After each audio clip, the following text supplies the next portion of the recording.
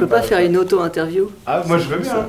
Ah, moi, alors comme ça, Lycée Moon, on on est ici au Café de la Gare, l'endroit où vous avez débuté avec, avec Dieudonné, c'était en 92 je crois.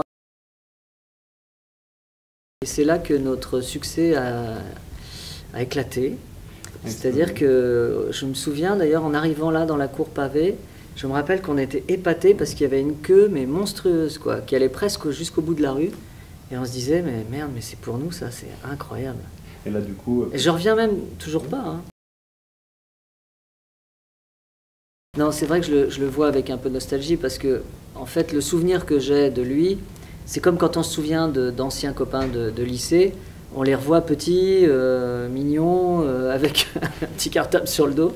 Bon, moi, j'ai pas cette image de Diodo, hein, certainement pas, mais j'ai une image d'un mec extrêmement drôle. Avec lequel je me suis jamais aussi bien, avec lequel j'ai jamais autant ri, avec lequel j'ai jamais eu autant de complicité. Et c'est ce Dieudonné-là dont je parle dans le bouquin. Après, l'autre Diodo, celui qui est raciste, antisémite, je ne sais quoi, enfin, qui est entouré de gens bizarres, un peu glauques, ça je le connais pas, en fait. Et dans le bouquin, vous soulignez qu'il y a cette nouvelle femme qui essaie quand même de garder contact un peu Oui, avec tout à vous. fait, elle m'envoie régulièrement des textos, d'ailleurs j'en ai reçu un il n'y a pas longtemps. Oui, c'est elle qui garde le contact, c'est sympathique de sa part.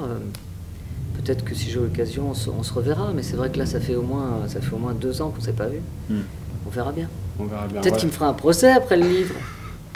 Ce sera l'occasion de nous revoir. C'est vrai que si ma mère n'était pas morte aussi rapidement, et ça a été très rapide, ça a été très violent, c'était une maladie, une hépatite B qui l'a emportée en 3 semaines. Et c'est vrai que s'il n'y avait pas eu cet événement tragique qui m'a détruit, mais qui m'a aussi construit, s'il n'y avait pas eu cet événement, peut-être que je n'aurais pas cherché l'humour comme refuge. Et c'est vrai que c'est un refuge. Disons que 1 mois plus tard, je rentrais à l'école et c'était pour moi vital d'exister en faisant rire les autres. Et ça l'est encore. Donc voilà. Et je conseille pas. C'est pas parce que, enfin, on n'est pas humoriste parce qu'on a eu des malheurs dans sa vie, évidemment, mais c'est vrai que j'allais dire ça aide, c'est horrible, mais tu vois ce que je veux dire. Oui, chacun a des failles, on a tous des blessures, des fissures, des canyons au fond de soi et on essaye de les combler. Moi, ça a été en faisant rire les gens, quoi. Mon frère, donc Laurent, qui malheureusement est décédé du sida il y a une dizaine d'années. Et c'est en partie pour lui aussi que j'ai fait ce bouquin. C'est-à-dire que moi, je trouve qu'il a un vrai talent littéraire. Les textes qu'il écrit sont sublimes. Et à un moment, j'ai voulu arrêter le bouquin. Je me suis dit, allez, ça n'a aucun intérêt, c'est impudique, c'est dégueulasse, je balance tout, ça ne sert à rien, etc. Et en relisant les textes de Laurent, je me suis dit, quand même, pour lui, je vais le faire. Et au moins pour que ces textes soient publiés noir sur blanc dans un bouquin. Et peut-être à l'avenir, ces textes seront publiés aussi chez Flammarion parce qu'ils ont vraiment une valeur artistique très très grande. J'ai noté une ou deux phrases justement où il a écrit, en tout cas dans le livre c'est écrit, qu'il a écrit « J'ai vu qu'il fallait penser la maladie comme une nouvelle vie ».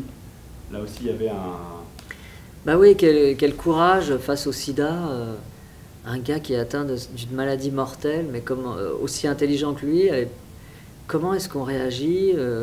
Est-ce qu'on n'a pas envie de se foutre par la fenêtre? Est-ce qu'on pleure pas sur son sort? Est-ce qu'on se lamente pas sur son sort perpétuellement? Quel courage il faut, c'est fou, c'est incroyable. Donc il a pris ça à bras le corps et puis je sais que durant son agonie, entre guillemets, à l'hôpital, il nous a jamais parlé de la mort, jamais. Je me sens un peu coupable, mais on se sent tous un peu coupable auprès des gens qui sont morts prématurément. C'est vrai que après coup, tu dis merde, j'aurais dû l'aider plus, j'aurais dû lui dire que je l'aimais, lui être plus présent pour lui, l'aider aussi financièrement pour qu'il ait une vie un petit peu plus bon, mais bon, c'est trop tard. Cette culpabilité, vous arrivez à vivre avec ou... Oui, j'arrive à vivre avec, mais c'est vrai que Là, c'était un moment difficile dans le bouquin, c'est que raconter ça, relire les textes, j'étais pas loin de chialer, quoi, parce que c'est fort ce qui remonte. C'est dur d'aller, effectivement, de mettre ça sur la table. Ah ouais, en fait, tu remues des choses que tu t'es arrangé pendant des années pour ne pas remuer. Alors tout remonte, alors ça c'est un peu dur.